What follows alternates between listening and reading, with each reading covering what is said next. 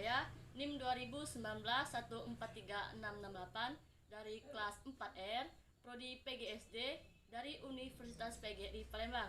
Baiklah, di sini saya akan mewawancarai untuk memenuhi tugas mata kuliah saya PKN SD, dosen pengampu Jumiati MPD. Baiklah, di sini saya sudah bersama narasumber saya yaitu Ibu Ana. Kepada Ibu Ana, mohon untuk persilakan perkenalkan diri Ibu. Baiklah, nama saya Ana Maharani. Ini mengajar di SDN 04 Simpang, mengajar di kelas 4 SD. Di kelas 4 SD ya Bu? Iya. Di kelas 4 SD itu jumlah siswanya berapa Bu?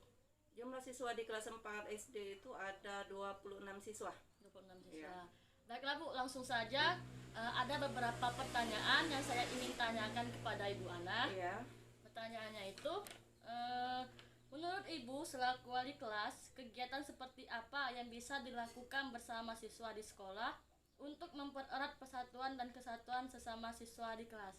Biasanya untuk mempererat rasa persatuan dan kesatuan di sekolah itu, kami di sekolah biasa mengajak siswa untuk membersihkan kelas bersama, bergotong royong membersihkan lingkungan sekolah, dan membiasakan kepada siswa kalau sedang dalam keadaan diskusi untuk menghargai pendapat teman dan saling menghormati antar teman di sekolah.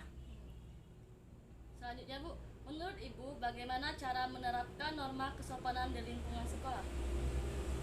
Untuk menerapkan norma kesopanan di sekolah itu biasanya siswa itu diajarkan untuk menaati semua tata tertib di sekolah. Misalnya bergotong royong, kegiatan bergotong royong, menghormati sesama teman, dan juga menghormati guru yang sedang memberikan pelajaran di dalam kelas. Itu yang biasanya diterapkan kepada siswa. Ya, Bu. Selanjutnya, selaku wali kelas, bisakah Ibu menjelaskan bagaimana pendapat Ibu tentang anak yang ingin bersekolah tapi tidak ada biaya, dan apakah peranan pemerintah dalam hal ini sudah maksimal? Untuk saat ini yang namanya alasan siswa tidak bisa sekolah karena tidak mempunyai biaya itu sudah tidak ada lagi. Apalagi kan kalau di Sumatera Selatan ada yang namanya wajib belajar 9 tahun dan semua biaya itu untuk sekolah digratiskan oleh pemerintah. Apalagi sekarang kan ada yang namanya KIP, Kartu Indonesia Pintar, yang insya Allah dan alhamdulillah untuk di SDN 04 itu semua sudah diterapkan. Untuk siswa yang tidak mampu sudah mendapat bantuan KIP dari pemerintah, dan peran pemerintah sangat-sangat mendukung sekali untuk program sekolah gratis ini. Jadi tidak ada alasan bagi siswa tidak bisa sekolah dengan alasan tidak mempunyai biaya, karena sudah dibantu 100% oleh pemerintah. Berarti peranan pemerintah itu sudah sangat maksimal. Sangat maksimal sekali.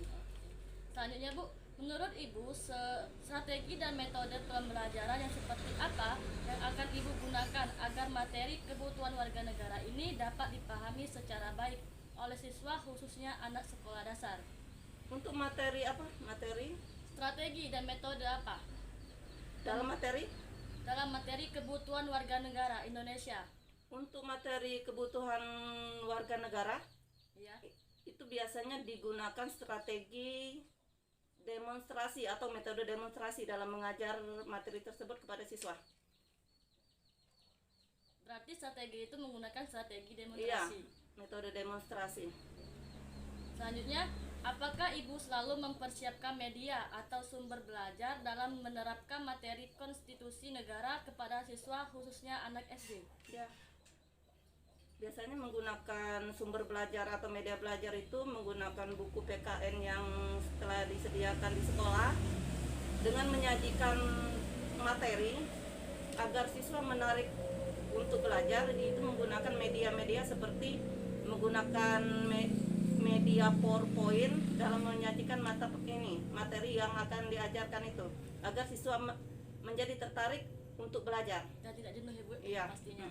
Selanjutnya, menurut Ibu selaku wali kelas, apakah penting memperkuat memperkenalkan pendidikan politik di sekolah dasar dan mengapa? Cukup penting untuk menerapkan pembelajaran politik kan Ya Bu, politik. cukup penting karena dengan mempelajari politik dari sekarang, siswa menjadi bekal siswa untuk memahami makna demokrasi ke depannya nanti. Baik, Bu.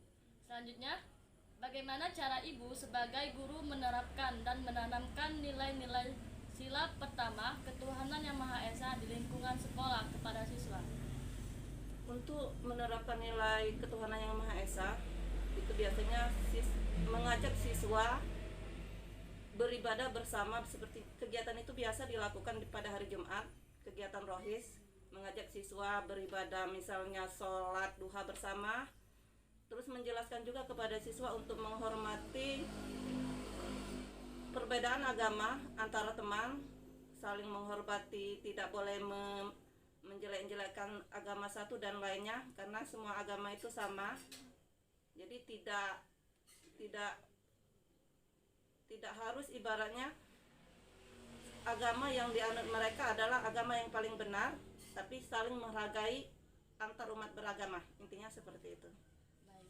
Selanjutnya, globalisasi salah satu pengaruh dari pengetahuan dan kebudayaan yang ada di setiap penjuru dunia, sehingga tidak jelas lagi batas-batas dari suatu negara. Menurut pendapat Ibu, dampak negatif apa saja yang terjadi pada anak sekarang terhadap globalisasi seperti sekarang ini?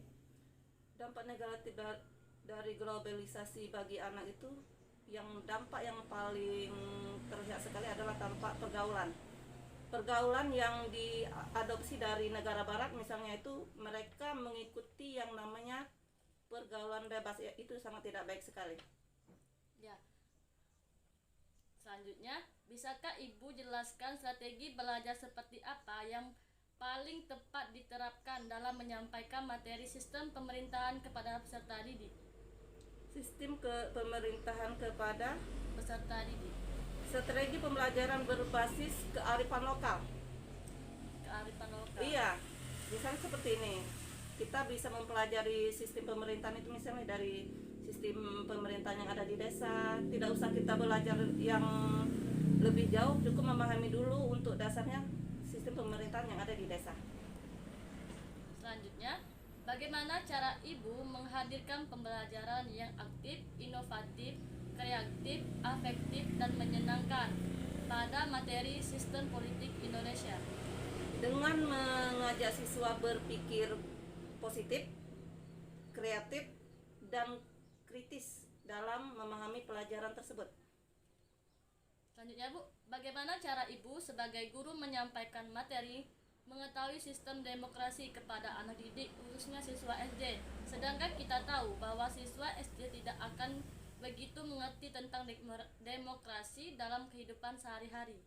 Arti demokrasi itu sendiri adalah kebebasan memilih, kan? Jadi mengajarkan kepada siswa bahwa perbedaan itu pasti ada. Jadi kita harus menghargai perbedaan, menerapkan rasa tanggung jawab, dan memberikan contoh kepada anak tersebut bagaimana cara berdemokrasi kepada anak tersebut. Misalnya kan kalau dari demokrasi untuk anak itu kita praktekkan dalam pemilihan ketua kelas, kita adakan calon-calon, jadi teman-teman yang lain boleh memilih siapa yang akan mereka pilih untuk menjadi ketua kelas. Itu contoh demokrasi untuk bagi anak sekolah dasar. Selanjutnya, menurut Ibu, strategi dan model pembelajaran apa yang sebaiknya digunakan atau diterapkan dalam mengajarkan pada anak didik mengenai materi tentang hubungan internasional, sistem hukum, dan peradilan internasional ini? Model pembelajaran yang biasa digunakan itu adalah model pembelajaran group investigation. Itu yang biasa kami pakai untuk kelas 4 SD, itu sudah bisa dipakai. Mereka belajar berkelompok untuk memahami materi tentang hubungan internasional, apalagi tadi Sistem hukum sistem hukum dan peradilan internasional. peradilan internasional. Biasanya saya memakai model pembelajaran group investigation. Nah, berarti dari kesimpulan yang Ibu sudah jawab tadi, berarti Ibu banyak mengajarkan kepada siswa itu untuk mematuhi peraturan sekolah, Iya. saling mengajarkan tidak boleh menjelekkan agama lain, Iya, menghormati sesama teman. teman-teman. Terus juga Ibu menggunakan strategi strategi demonstrasi pada pembelajaran sistem pemerintahan. Iya. Nah, terima kasih kepada Ibu Ana sudah Sama-sama. meluangkan waktunya, sudah bersedia untuk diwawancarai. Ini saja video wawancara saya akhiri. Wassalamualaikum warahmatullahi wabarakatuh. Waalaikumsalam.